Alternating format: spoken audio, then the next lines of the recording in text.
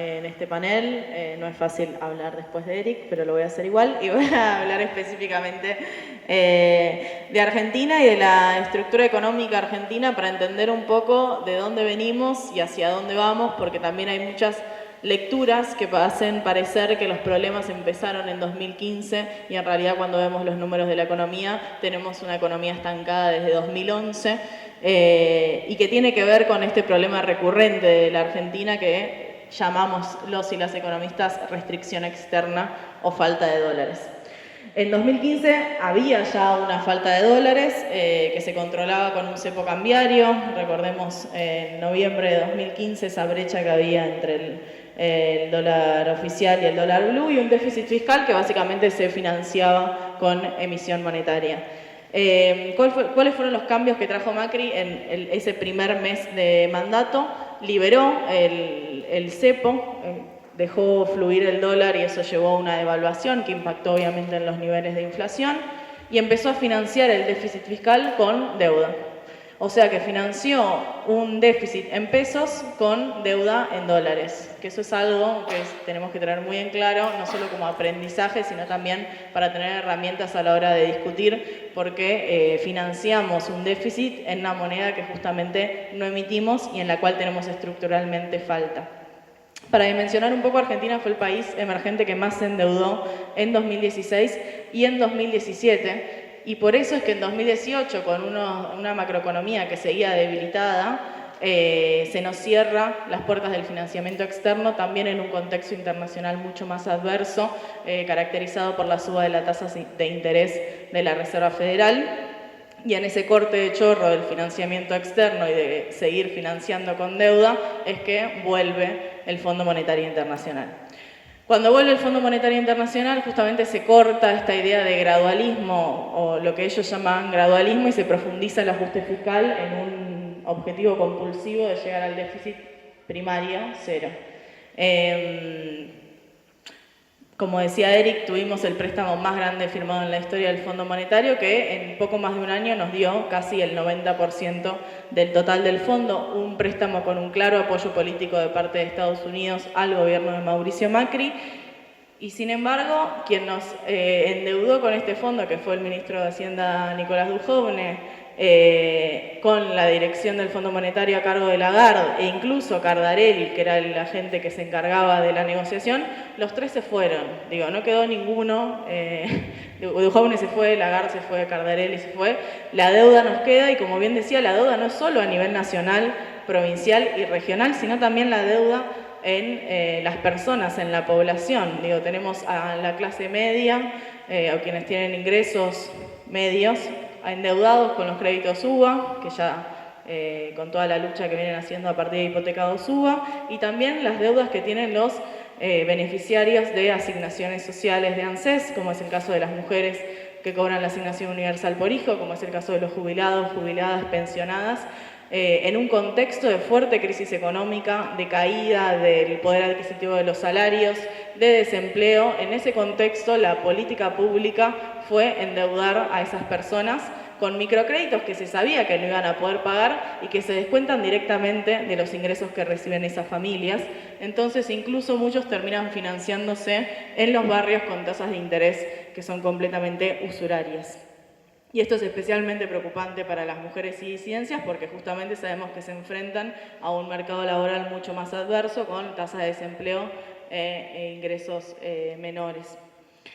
¿Cuál fue el discurso de Macri o de la ideología que defiende también? Es que lo peor ya pasó. Y no es un discurso que no solo se repitió en todos los 4 años de gestión, sino que es un discurso que se mantiene el día de hoy. El día de hoy hay analistas que dicen, bueno, por ahí la fachada de la macroeconomía o de la economía argentina es peor hoy, en diciembre de 2019, que en diciembre de 2015, pero los fundamentals de la economía son mejores. ¿Por qué? Porque se achicó el déficit fiscal primario, porque si sumamos los intereses, los números dan bastante distinto. Es decir, que si bien ellos en la última parte de la gestión tuvieron que hacer políticas que son contrarias a su ideología, siempre dijeron que de ser gobierno iban a profundizar el ajuste fiscal e iban a hacer lo que quería que haga el Fondo Monetario Internacional, que es profundizar el ajuste para llegar a un superávit y pagar los intereses y la deuda contraída. Obviamente esa decisión o ese camino se cerró con las elecciones, la gente votó a Alberto Fernández y la gente votó con una esperanza de una negociación de esa deuda externa que tenemos. ¿Cuál va a ser la negociación o cuál es este camino, siendo que el camino 1 se supone que se cerró con Macri y que se cierra este 10 de diciembre? Bueno, en realidad es muy amplio porque el Frente de Todos es muy amplio y tenés días donde parece que va a haber una negociación más dura, con quita de intereses, con quita de capital, y hay días donde aparece Nielsen como posible ministro de Economía y todos empezamos a temblar un poquito más. Hoy justamente Alberto Fernández dijo que no va a tomar lo que queda del préstamo con el Fondo Monetario con la idea de extender los plazos, pero en principio sería solo extender los plazos sin quita ni de capitales ni de intereses. Entonces todavía en realidad no podemos hablar de cómo va a ser la negociación, pero lo que sí está claro es que se quiere pagar la deuda, de eso no hay duda, el tema es el cómo se paga la deuda. Y también hay un problema de caracterización de la época porque muchos especialistas están hablando de la economía argentina como si estuviésemos en 2003. Y hay dos cuestiones fundamentales de que no estamos en 2003. Una es que no hay una cesión de pagos, hay un default selectivo de una deuda que está en pesos, pero hay 15.000 millones de dólares que vencen en el primer semestre del gobierno de Alberto Fernández. Y el otro punto que es súper importante, es que a partir del 2003 justamente empieza a aumentar el precio de los bienes que exportamos, no solo a Argentina, sino también en términos regionales, y no tenemos esos términos de intercambio que favorecieron a la Argentina en la década que siguió y que también permitieron el repago de la deuda anterior, que esa deuda ya principalmente se pagó. Entonces hay un grave problema en esto porque se habla de 2003 cuando en realidad todavía el 2001 no pasó. Esperemos que no pase, yo ahí voy a marcar mi expresión de deseo porque la reivindico. Yo tengo una expresión de deseo que es que salga todo bien y que haya una negociación posible donde por lo menos se dé estos 2 años para favorecer el crecimiento económico y favorecer una planificación, porque la realidad es que los primeros meses de Alberto Fernández van a determinar cómo es el resto de su gobierno, porque van a determinar con cuántos recursos disponemos para la planificación económica y qué es lo que se va a priorizar finalmente. Y en este sentido tenemos una restricción externa que se mantiene y que se evidencia en Argentina y en el resto de los países de la región, es decir, que no hay dólares para tomar medidas progresistas, un mercado de capital que está completamente cerrado porque la Argentina no puede tomar más deuda de la que tiene, una inflación récord, tenemos 2 años de inflación récord, que tenemos los registros tan altos como cuando salíamos de la hiperinflación por ahí por el 91, una pobreza que se estima del 40%, desempleo de 2 dígitos, precarización de las condiciones de vida. Creo que todos y todas, sobre todo quienes somos parte de la juventud, naturalizamos el pluriempleo para poder bancar las condiciones de vida que deberían ser sostenibles con un solo trabajo.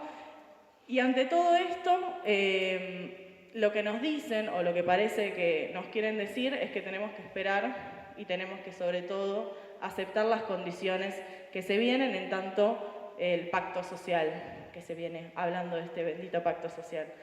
¿Cuál es el problema del pacto social o qué tenemos que tener cuidado con el pacto social? Es justamente, bueno, qué agentes van a poner algo en esa mesa de negociación, siendo que los salarios de la clase trabajadora perdieron entre un 15 y un 20% en estos 4 años.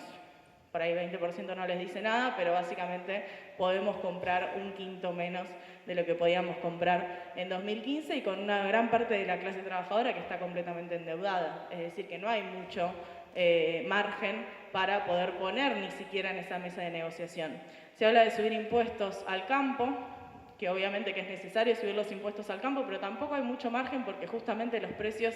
de las materias primas en el mercado internacional no son los precios que se manejaban en la última crisis, entonces tampoco hay mucho margen para presionar ahí. Entonces sí o sí hay que hablar de la deuda y de cómo se renegocia porque es un sector que hay que tocar y que nadie quiere tocar. Y que nadie quiere tocar porque obviamente hay que hablar de una cesación de pagos en un país que ya recurrió a una cesión de pagos hace más de una década, es complicado y nadie lo quiere hacer. Y está bien, digo, la expresión de deseo en este momento, donde el presidente todavía ni siquiera asumió, es interesante, pero sí o sí es importante generar estos espacios de discusión, sobre todo para abrir la puerta a discusiones que se van a venir y que son nuestra responsabilidad, porque también tenemos representaciones gremiales que le dieron la carta blanca a Mauricio Macri, por ende obviamente le van a dar la carta blanca a Alberto Fernández, y en este punto me interesa traer justamente el activismo que tuvimos desde el movimiento feminista, que fuimos quienes primero le hicimos los paros a Mauricio Macri, quienes estamos organizadas, no solo porque somos las primeras en sufrir los efectos de la crisis económica, sino también porque tenemos la organización necesaria para poder parar y porque somos las más afectadas en conjunto con la juventud. En ese sentido, digo, también creo que la región, ya termino, en ese sentido creo que la región impone también ciertos límites y que dan espacio, como es la rebelión en Chile, como fue los casos en Ecuador y como es ahora en Colombia, de marcar los límites de hasta dónde se puede aguantar como conjunto del pueblo trabajador, el rol que tienen las mujeres, el feminismo, las disidencias y el rol sobre todo de la juventud en un contexto que va a ser muy áspero porque hay una institucionalización de la lucha, por un lado de parte de las gremiales que se suponen que nos tienen que defender, y también, y ahí nos toca a los movimientos sociales y a las organizaciones más de base dar estas discusiones, pero dar estas discusiones con argumentos y pensando que no nos queda tanto tiempo porque todo se tiene que definir en los primeros 3 meses de gobierno, nos guste o no. Así que es duro lo que se viene, pero celebro que estemos acá discutiendo esto. Muchas gracias.